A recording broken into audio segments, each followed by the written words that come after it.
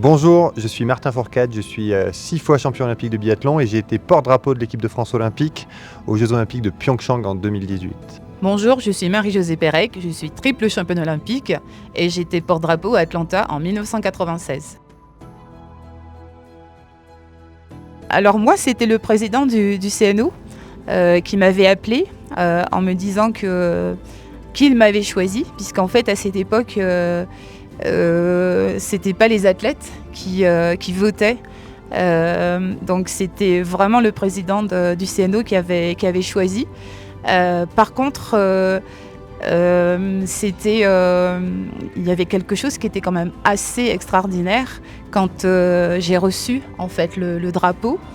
L'athlète qui avait porté le drapeau 4 ans auparavant, il m'avait dit écoute, il y a une chose que tu dois savoir, c'est que tous les porte-drapeaux sont médaillés d'or. Donc c'était une pression de dingue. Et surtout, tu ne dois pas casser cette chaîne. C'était hallucinant de découvrir que le porte-drapeau, il devait avoir une médaille d'or. Ouais. Il n'y avait pas la malédiction du porte-drapeau du coup à ton époque. Moi, il faut savoir que je ne voulais pas être porte-drapeau. Je considérais uniquement les contraintes en me disant je vais être plus fatigué, je vais être plus sollicité, plus exposé. C'est la veille de ma course et finalement j'ai accepté cette proposition presque un petit peu par devoir en me disant bon, c'est à toi d'y aller, c'est dans ta position, t'as pas le droit d'imposer ça à un autre athlète. Et en fait j'ai été transcendé par cette expérience parce que je crois que ça m'a vraiment pour la première fois de ma carrière fait prendre conscience de la force du collectif, du fait que c'était très loin de ce que j'imaginais. En fait, à aucun moment, j'ai eu l'impression de tirer les autres. Au contraire, je me suis senti poussé. Et ça a été une vraie expérience collective, une vraie expérience de partage. Et j'étais très fier d'être porte-drapeau et de réussir mes jeux aussi pour montrer que on pouvait être père-drapeau et performant. Je crois que je me suis dit, allez, souris et profite. Parce que c'est vrai que c'est une fonction qui est à la fois assez institutionnel et puis c'est quelque chose de très symbolique, donc je voulais pas être dans une posture figée. Je crois que si c'était à refaire aujourd'hui, je l'incarnerais peut-être un peu plus à ma manière. Je voulais le faire et j'ai pas osé le faire. J'aurais aimé défiler en fait au milieu de tous les athlètes et pas devant eux, et je trouvais que à refaire je ferais ça, je défilerais au milieu de l'équipe. Toi tu as vécu comment ? Je t'ai dit des mots ? Alors, pour moi, c'était quelque chose d'assez fort, tout simplement parce que le fait d'être choisie, d'être une femme, déjà, d'être à la tête de cette équipe de France, c'était vraiment une grande fierté, un grand honneur. Et puis, moi, de par de la manière dont j'ai grandi, d'être porte-drapeau à Atlanta, dans la ville de Martin Luther King, de vraiment représenter cette grande équipe de France.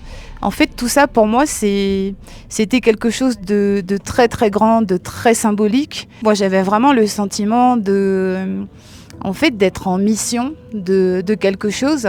En fait, on veut remplir cette mission qui est si importante.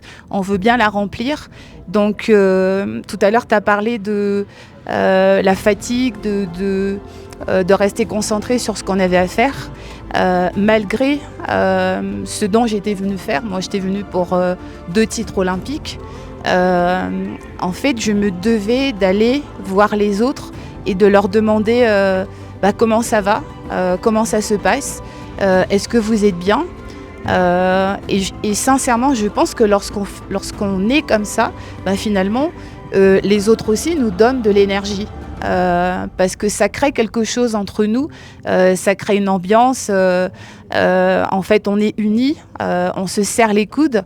Et moi j'ai vécu des jeux extraordinaires et c'est vrai que souvent on dit le porte-drapeau il va peut-être perdre un peu d'influx, d'énergie, mais moi je l'ai vraiment vécu autrement et c'était fabuleux. Ouais. Alors moi, dans le village, moi j'allais voir tout le monde. En fait, les sports, on encourageait les autres quand on ne pouvait pas en fait aller les voir. Donc ça créait aussi cette espèce d'ambiance, ce petit cocon où l'équipe de France se retrouve pour encourager les autres. J'ai vécu quelque chose de particulier parce qu'en acceptant cette mission de porte-drapeau, je me suis dit que je devais être en quelque sorte un exemple pour ceux qui défileraient derrière moi. Mais j'avais surtout au fond de moi l'envie de représenter aussi tous ceux qui n'étaient pas avec nous, tous ceux qui s'étaient blessés sur le début de saison en Coupe du Monde. On avait été extrêmement marqués, tous bouleversés par le décès de David Poisson quelques semaines auparavant.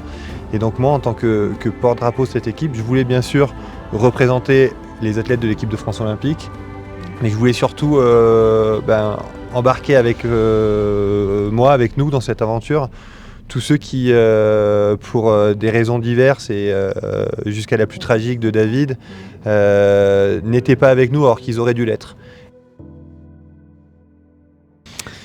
Alors, à mon époque, ça fait ancien de dire ça, il n'y avait qu'un seul porte-drapeau, donc ou un homme ou une femme.